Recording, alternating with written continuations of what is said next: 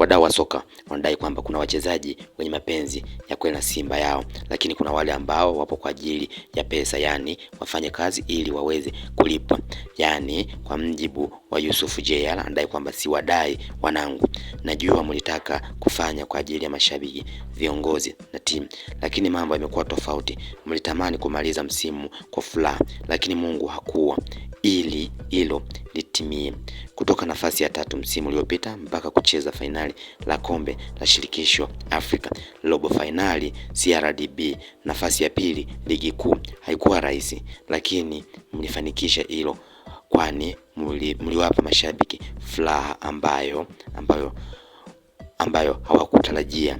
Hakika nyie ni wanajeshi. Amna wanangu, mashabiki wenu bado wapo nani, bado mna nafasi ya kuvunja rekodi ya kufungwa mara 5 mfululizo na kupoteza ubingwa mara 4 mfululizo. Uwezo wa kurudisha furaha kwa mashabiki na viongozi wenu mnao.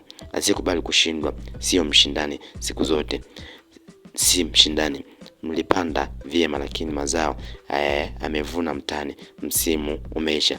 Kwa sasa mnapaswa kujua njia pekee ya kujibu matusi na kufuta hii aibu ni kuja na majibu sahihi 2025 2026, ambapo katika orodha hiyo iliweza kueleza namna gani ambavyo kuna mashabiki, kuna wachezaji ambao wanaipenda Simba yao kutoka damu na wanaitumikia kwa moyo wote kama ya kwao, ambapo katika wachezaji ambao wanaitumikia timu yao, basi wapo wachezaji ambao wana uchungu na timu hiyo na wapo ambao hawana uchungu na timu hiyo. Kwa mfano, mchezaji wa kwanza ambao ana uchungu na timu hiyo basi inaonekana ni Mohamed Hussein JR Zimbu Junior. Huyu anaonyesha ukomavu, hata akiwa uwanjani basi anajituma kwa ajili ya timu yake. Lakini mchezaji wa pili ni Shomari Kapombe, Shown the way.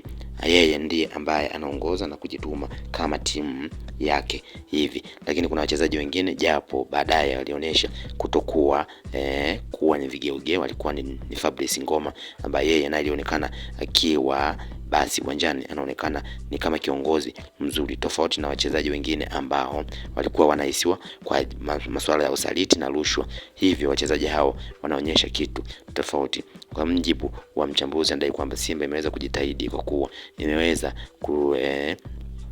kushika nafasi tofauti na kipindi ambacho kilipita, ambapo ukumbuke kwenye mwaka jana, kwenye msimu uliopita iliweza kushika nafasi ya 3 kwenye NBC Premier League, lakini kwenye mashindano ya CAF iliweza kuishia hatua ya robo finali, lakini kwenye mashindano mengine alisha nafasi za 3.